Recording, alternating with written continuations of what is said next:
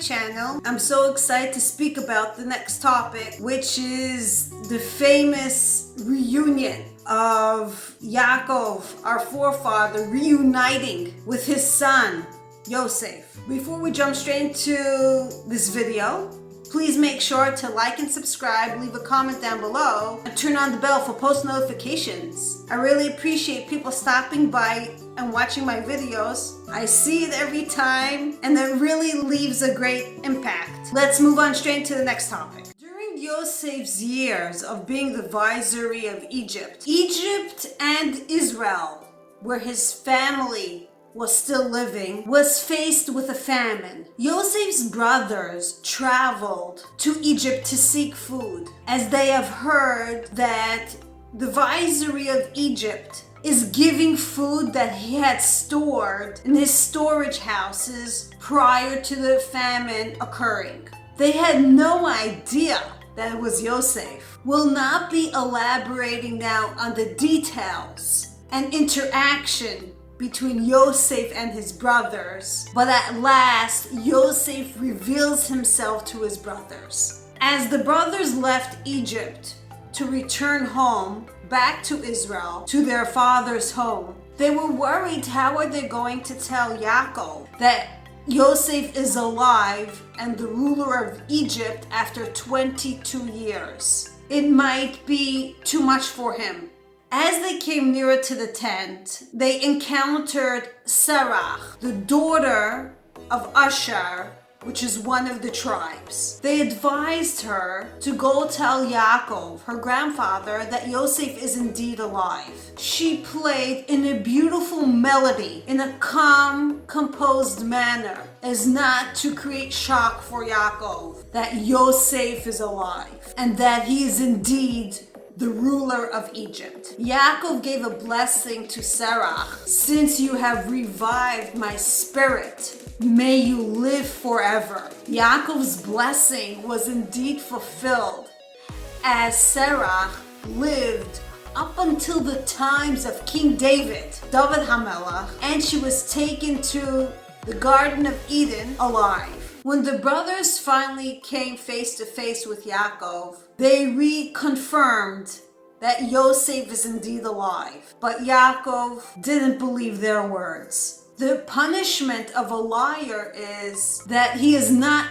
believed, even if he speaks the truth. When Yaakov received the message that Yosef still remembers the last Torah portion that he studied together with his father before his disappearance, Yaakov's heart was filled with happiness. He felt the divine presence, the Shekhinah, which has been absent during all these painful years, again returned and resided with Yaakov. Yaakov cried out, Yosef is alive. Yosef is still a tzaddik, a righteous person. He retained his piety in spite of all the suffering he underwent. Yaakov continues, when I was told that Yosef got killed by an animal, I questioned God's ways. Whereas by Yosef was steadfast in his faith in God,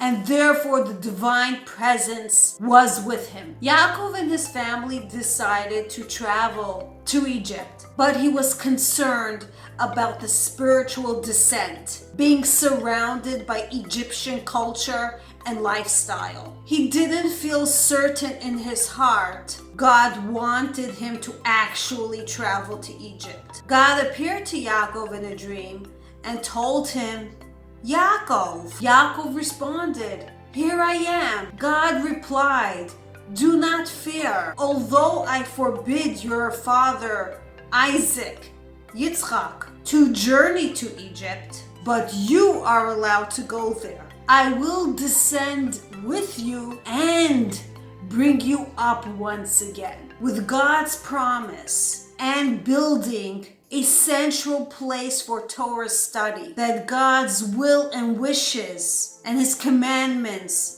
should be applied, and constant living with God, only then did Yaakov descend. This promise that God gave to Yaakov, that his descendants wouldn't remain forever in exile in Egypt, but God would redeem them and bring them back to Israel. For we all know that the Jewish home, the Jewish place is Israel. Also, the divine presence would be with them in exile and when they would leave Egypt. Finally, Yosef went out to greet his father. When the Egyptians heard that the viceroy was traveling to meet his father, all the nobles gathered together and assembled and went with him. Yosef feared that the encounter with his father would be too much for him. So he sent his first son,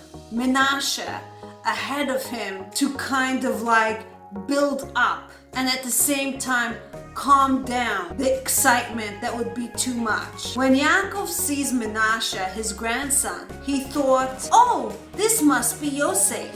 One of the tribes, Yehuda, told Yaakov, no, this is not Yosef, this is your grandson. Yosef sends his second son, Ephraim. Once again, no, this is not Yosef, this is your second grandson. Finally, Yosef rides towards his father at the head of a vast Egyptian army with clothing and a crown as a ruler. Yosef recognized his father and walked towards him. Yaakov asked Yehuda, "Who is this great man?" Yehuda replied, "This is Yosef." Yosef approached Yaakov and bowed towards him, and all the Egyptians did the same. He fell on his father's neck and wept. However, Yaakov did not. He was reciting Shema instead. At the sight of seeing Yosef, Yaakov's heart was full of love and awe of God. He utilized the inspiration of the moment to reaccept God's authority upon himself and said Shema, which confirms our acceptance of God's mastery and love and fear of him. Certain people might be a little bit in question. The first thing that crosses our minds is our son that you haven't seen for 22 years and the pain and suffering. God will definitely understand. But Yaakov's heart and mind was just so over emotional and overwhelmed of praising God and thanking God for this moment, his awe and love of God Almighty, that he said Shema first. How do we apply this in our day-to-day lives today? There are a few factors in this week's portion, and these same points are happening today. When we are deceived and betrayed by even our close family members, we cannot trust them again. It's a scar that stays. Sarah, the granddaughter of Yaakov, had to tell him the news. Once Yaakov found out that Yosef stayed Yosef, he's the same Yosef as when he disappeared from his father's house, he was relieved. Faith has won. The importance of a person staying true to themselves, true to their belief in God, no matter what the circumstances that's being encountered. And in addition, the Shekhinah, the divine presence, came back to Yaakov. The clarity, the connecting oneself to God. Sometimes a person feels disconnected from God due to many different circumstances and many different situations. There is a numbness, there is a disconnection, there is a shutdown. Stay strong in your faith in God. No matter what, it will come back. It will, but you must stay connected to your Creator. It can be expressed in various different forms, but stay connected to your Creator. Another point, Yaakov, our forefather, was afraid of his spiritual descent when he was on his way to leave to go to Egypt. Yes, we do get affected by our environment. Yaakov realized what he could achieve in a land that did not believe in God. Let me give an example. When a person is in an island surrounded by non-Jews, if he makes a blessing in that place, there is an abundance of spiritual elevation compared to a place where there's a lot of Jews, because the sacrifice of being the only Jew on that island is a lot more greater because of social pressure, because environment pressure, because there's a lots of pressures going on, and to stay connected to your faith is a lot more challenging than when you're in the place of a lot of Jews. It's more common, it's more everyone's doing it, it's more accessible. It's not that challenging. Yaakov realized, like Yosef, the challenge is going to be there because he's the only family that's a Jew living there and being connected to God. He would rather be in Israel, which is the place to be and the land that God gave to his grandfather, than to be in an Egyptian land that is not his land. He knew that this is not a Jew's life to be in exile in a non-Jewish land. But he realized and appreciated that the future redemption that God promised him, that he will descend with him and ascend back with his descendants, must be brought about by divine service of man, meaning eventually God will take his descendants out of Egypt back to Israel. In our own personal lives today, we are faced with a descent. A descent can go into various different circumstances. It could be a descent in physical health. It could be a descent in mental health. It could be a descent in monetary. There's various different ways how descent occurs.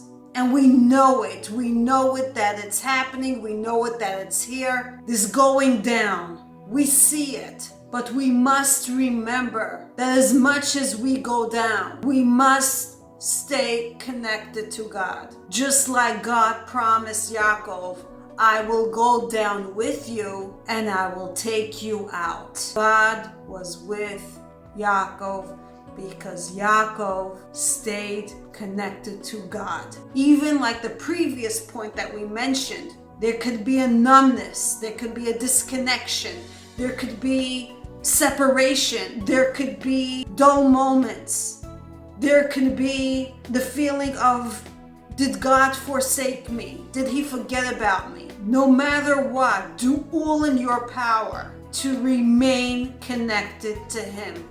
He knows what you're going through.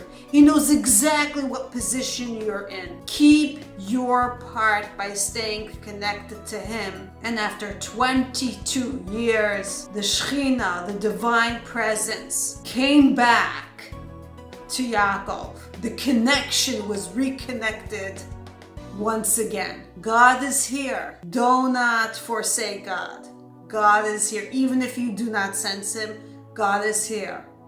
Stay connected to our Creator. And the last and final point is, even in our most aesthetic moments, even in our most overwhelming moments, even in the moment that finally, Yaakov faces Yosef, and the overwhelming, once you're out of whatever you encountered and the harsh years person endured during the time, remember God, thank God, the connection to God always. Just remember, the key to success in your life is first believing in yourself. See you in the next one.